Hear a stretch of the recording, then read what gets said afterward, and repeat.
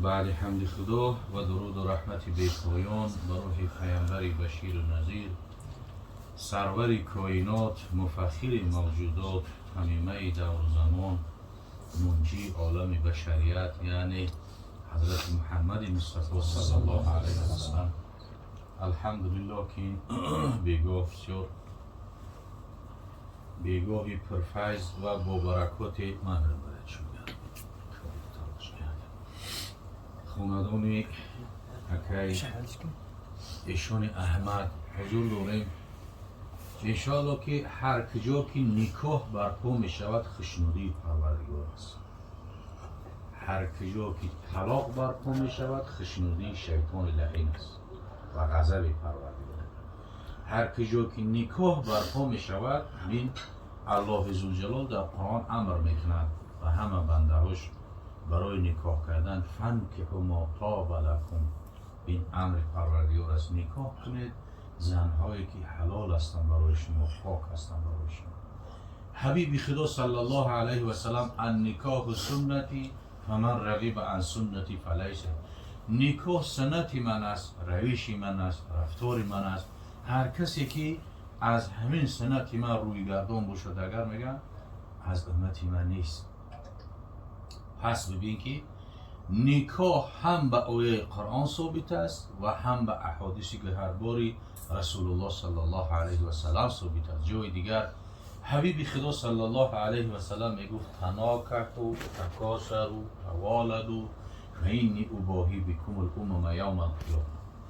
باز ببین امری پیامبر صلی الله علیه و سلم است که تناکحوا، ای امتی من نکاح کنید، نکاح زیاد کنید. این تناکح. تکاثروا، نسل مسلمان زیاد کنید. تناکحوا تکاثروا توالدوا، تولد زیاد باشد. پیامبر گفت با بسیاری امتم فردا روز قیامت فخر میکنم و بسیاری امتم شاد میشن. و الحمدلله اینم همین خیلی هست که فردا روز قیامت آمنا و صدقنا ببین هر یک چیز اول دارد، مینه دارد، اخیر دارد، تمام میشود. همین دنیا هم یک روز میشود که همین کره زمین هم سیاره هم پیر میشود، تمام میشود. آمنا و صدقنا که باز چی است که قیامت برپا میشود. در همون روز قیامت از همه و همه امتهای از حضرت آدم تا بگیم به پیامبری ما را امت رسول اکرم صلی الله علیه و سلم زیاد هستند. اولین این امت شده داخل بهش میشن که این امت الله ذوالجلال در قرآن وصف کرد که از سعیز بلا کنتم خیر امت اخرجت للناس تأمرون بالمعروف و تنهون عن المنکر. خداوند میگه شما بهترین امت ها هستین. همین امت محمد صلی الله علیه و سلم ببین که الله ذوالجلال شاهدی میته که بهترین است. کنتم خیر امت اخرجت للناس از بین همه امت ها. برای چی؟ برای چی امت محمد صلی الله علیه و سلم الله ذوالجلال بهتر بود؟ به خاطری که در بین این امت چی است؟ تأمرون بالمعروف و تنهون عن المنکر. در بین این امت امر به معروف است، نهی از منکر. برادرای عزیز، اگر امر به معروف نهی از منکر نباشد آدمیزاد جامعه به یک جامعه حیوانی می شود. این ضربت مهنت گفتاری این علما است که جان در کف دست گرفتن. در همون زمانهای سویتی خدا رحمتشون کنه داملا خدمت‌های زیاد کردن، گفتن تا این روز اومد، امروز هم گفتیستن. اگر علما نباشن این جامعه همه گمراه می شود. گر نبودی باغبان این سر می گردد خراب. ببین اگر باغبان نباشد همه نهال درخت خراب می شود، خاک می شود، خشک می شود. و چی است که فقط و فقط جامعه را علما چکار میکنن؟ اصلاح میکنن. گر نبودی باغبان این سر میگردد خراب، آدمی بی تربیت مانند اگر خر میشود. ببین همین علما هستن که مردم راه از چاه فرق میکنن. علما هستن که محرم از نامحرم فرق میکنن. علما هستن که میفهمونش که برادر فلان چیزا حرام است، فلان چیزا حلال است. که امروز اگر جامعه غیر مسلمان رو ببینیم دیگر حلال و حرام هیچ فرقی نداره. نعوذ بالله بعضی کارا و بعضی گپای میشنویم که و میبینیم که آدم چی است؟ دهشت است.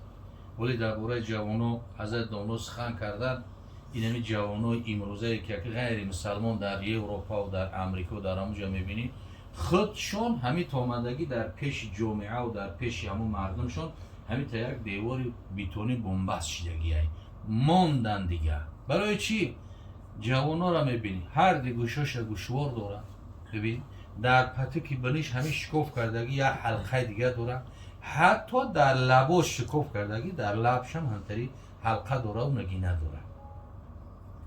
اگه این دستا و گردنبند گوشوار و لبها و بنی و موی سرش یک نموده میکنه که مثل آدمی نیستن دیگر. او دیگر چی هست که نه احترام پدر، نه احترام مادر، نه احترام جامعه، نه خالق خودش میشناسن، نه مالک خودش، نه رازق خودش. خدا پناه بده که اگه جوانا با مثل اوزا نشوند. پیامبر صلی الله علیه و سلم میگه جبرائیل علیه السلام آمد میگه گفت که یا رسول الله گفت سلام مرا بر امتای بر جوانهای امت برسان. سلام مرا بر جوانهای امت برسان. میگه بعدا پیامبر صلی الله علیه و سلم پرسید که برای چی جوانو؟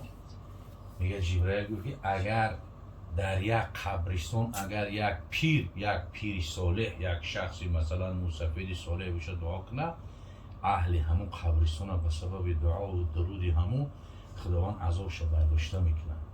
اگر یک جوانی صالحی با تقوای خدا پرست دعا کنه، خداوند از مشرق تا مغرب عذاب قبرستان را برداشته میکنه. ببین مرتبه جوان، فضیلت جوان چقدر بالا است. پس چی هست که هر کجا که نکاح برپا بشود خشنودی الله است.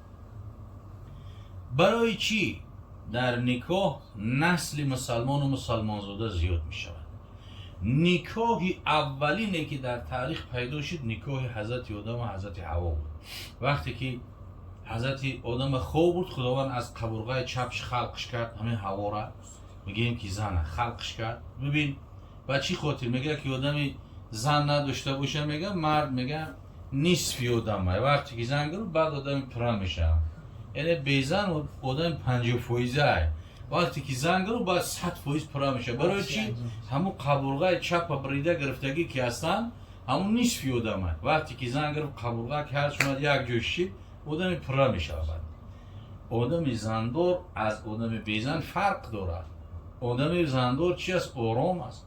حتی پیشتر همون سفیدان بیان میکردن که اگر بیزن باشه جوان باشه میگن نماز پیش نداره که پیشش پریشونه به هر طرف، پیشش به هر کجا هر صورت هم میبینه، هر زن هم میبینه، هر چی میبینه، حتما وسوسه شیطان در روش است وجود داره. زندار که باشه آرام.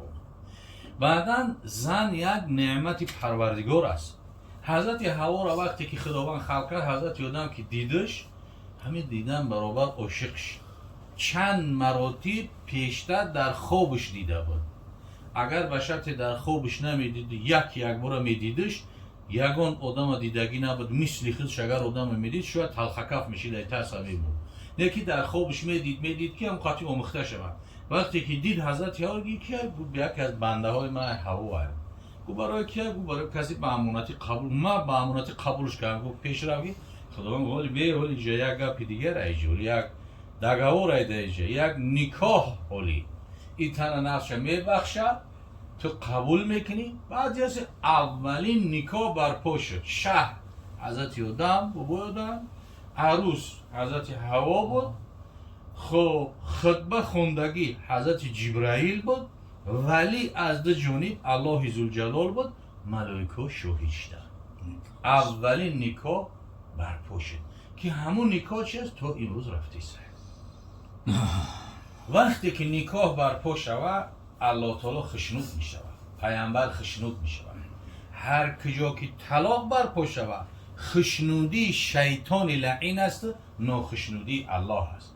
پیامبر صلی الله علیه و سلم در حدیث مبارک میگه که ابغض الحلال، بعضی جدا ابغض المباحات آمدگی الطلاق، شومیده ترین مبغوض ترین مباحات به سوی پروردگار طلاق است. که در طلاق عرش خدا بلرزه میاد، در طلاق شیطان خشنود میشه، در طلاق یک عائله اسلامی برهم میخوره، زن به غم و درد مبتلا میشه، مرد به غم و درد مبتلا میشه، فرزندا به تعلیم و به تربیت میمونن. ببین که باز یعنی مسئله طلاق خیلی در همه جمهوری ما زیاد شدگی است که از چند هزار طلاق میبینی که نصفش قریب چی هست که جدا شدگی هستن.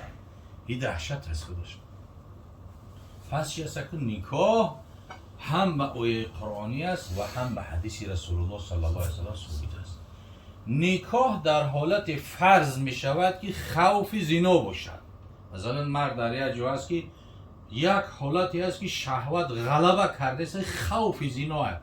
در همون حالت چی است؟ نکاح فرض می شود به گردن مسلمان تا که مرتکب گناه کبیره نشود.